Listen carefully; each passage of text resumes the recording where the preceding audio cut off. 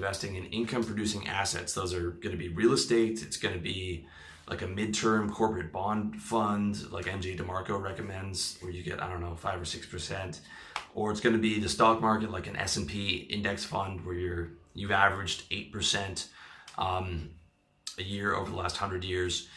And again, I'm not talking about gold or anything like that, because those are not income producing assets, right? We're just talking about beating inflation. So you need to be getting at least 3% return a year to be able to beat that. Okay, now there's pros and cons to all that. You can check out in the financial game plan that I did, the pros and cons to that. You can check out my 2-part series on real estate and why you shouldn't buy a house with some exceptions, and why you shouldn't invest in real estate with some exceptions. Because to me, like Grant Cardone talks a lot about real estate investing. I think he's great. He's made a ton of money on that. But even he'll tell you, like, you need to get to like 100, 200, 300 grand in savings, and you need to walk deals every single week. You're buying multifamily, apartments and stuff. Like, you need to be really, really savvy for that, dude. And again, he'll tell you need to get your income up first, invest in your business first, before you start getting into those areas. MJ DeMarco, again, has the corporate bond fund, which is a cool idea, where if you have $1 million invested in some corporate bonds, getting 5 or 6%, you've got $60,000 a year, to live off of, basically, and to beat inflation, which is really cool. But again, you need to get to $1 million to get there. Same thing with the S&P. You're not going to get rich off that 8% a year, which you're not even using. That's going back, and it's compounding, which is great. But again, like, the two major ones are being able to spend your money as soon as you get it for inflation, putting it into your high margin business. Again, I'm not telling you to spend all your money, dude. Okay, I'm telling you to keep saving, but you can do little stuff like paying your rent in advance. Put it into your high margin business. That's a terrific one. And then after you've got your savings up, you've paid out all your bills long term, your rent long term, whatever it is, then you're wealthy. Then you can talk about using the income producing assets to beat inflation that way, and compound interest and all those other things. Check out my financial game plan article as well on that. Okay, so I know this might be a lot to cover if you're a young guy and it can stress you out. You're like, dude, Will, I'm already struggling just to pay rent.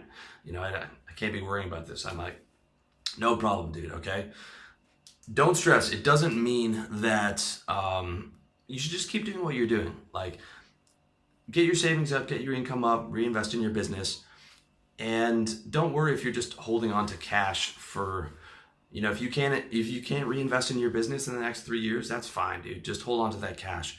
It's you losing 3% a year while it's just sitting in the bank account and it makes you feel safe. You've got that emergency cash is nothing. But after 10 or 20 years with a lot of money, it's a big deal. So don't stress in the short term, dude. Just focus on getting your income up and focusing on getting that savings up, and then just being able to reinvest whatever cash you can into your business for the next 3-4 years if you're struggling a little bit. Okay. Lastly, I'm not talking about hedging. Like, say I think the US dollar might decline, so I'm going to buy some gold and euros to hedge against that. That's a totally different topic, and that's not a bet against inflation per se. That's, again, a bet against the decline of the purchasing power of your currency, and that is relevant if you are if you have a business where you have to buy stock in other countries like China, or you are like me where you are getting paid in US dollars but spending money in Thai baht. So that hedging is a totally different that's a totally different video. It's a totally different article. And that the way that would look would be like, okay, I'm going to take the US dollars that I'm getting right now, instead of keeping them in my US dollar account, I'm going to start buying up Thai baht and keep them in my Thai account, assuming that I think that the US currency is going to devalue over time, which I do, and I actually am buying up Thai baht now for that reason. I mean, obviously not, I'm still keeping money in USD, I'm still keeping some money in Canadian dollars because I am from Canada, but I am starting to buy up more Thai baht.